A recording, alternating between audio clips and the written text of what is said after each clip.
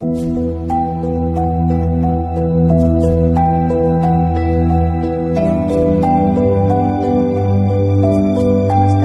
નામ ગોસાઈ માન્ય છે. હું ધોરણ 12 સાયન્સ નક્ષત્ર સાયન્સ સ્કૂલમાં ભણતી હતી.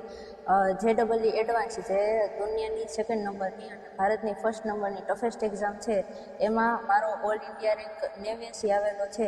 મારી આ સિદ્ધિ બદલ સૌપ્રથમ તો ઈશ્વર, ત્યારબાદ મારી પોતાની મહેનત, મારા માતા પિતા જેમણે મારો ઘરે સપોર્ટ કર્યો, નક્ષત્ર સાયન્સ સ્કૂલ અને પ્રિન્સિપલ શ્રી મહેન્દ્ર સાહેબ કેરાડિયાનો હું ખૂબ ખૂબ આભાર માનું છું.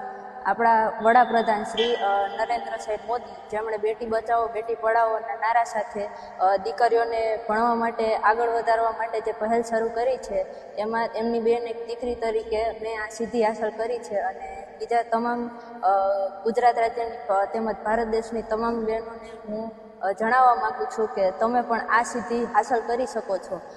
તમે મહેનત કરો, હાર્ડવર્ક અને સ્માર્ટ વર્ક બંને સાથે તમે કોઈ પણ વસ્તુ હાંસલ કરી શકો છો. અને સફળતાનો ફક્ત એક જ મંત્ર છે કે મહેનત. તમારે મહેનત કરવી પડશે. મહેનતનો બીજો કોઈ રસ્તો નથી. એટલે તમે મહેનતથી તમારે જે કરવું હશે તે તમે હાંસલ કરી શકો છો. શું આગળ તમારો શું ગોલ છે?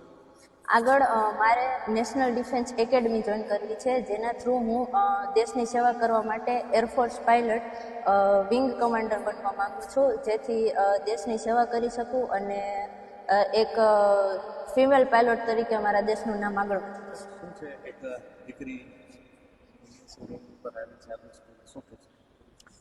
કહેવામાં તો એવું છે કે આખા ઇન્ડિયાની અંદર જે એડવાન્સની એક્ઝામ એટલે બહુ ટફ હોય કે જેના આધારે IIT અને NITના વિદ્યાર્થીઓ સિલેક્ટ થતા હોય છે, જેમાં 3 થી 4 લાખ વિદ્યાર્થીઓ એક્ઝામ આપતા હોય છે. એની એડવાન્સની તૈયારીઓ પણ ખૂબ આતુરતાથી ચાતુર્યપૂર્વક આપવી પડતી હોય છે.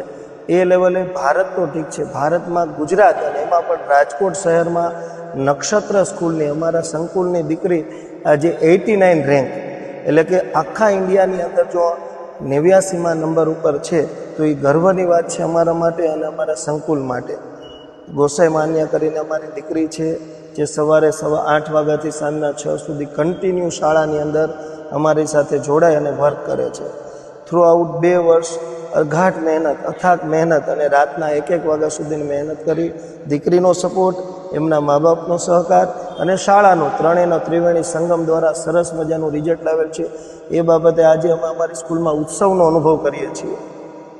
અને એમના માટે આજે સમજીએ કે દીકરી એક બોધ છે કે આ લેવલે એડવાન્સ જેની અંદર જો 89 રેન્ક, એટલે ભારતમાં એમને કોઈ પણ યુનિવર્સિટીના દરવાજાઓ હંમેશને માટે ખુલી ગયેલા છે. અને રિસેન્ટલી 2 દિવસથી ઘણી બધી એમને ઓફરો પણ આવે છે. હવે એમનું સપનું આપણે એમને પૂછીએ તો ખ્યાલ આવે. ઓકે, આભાર.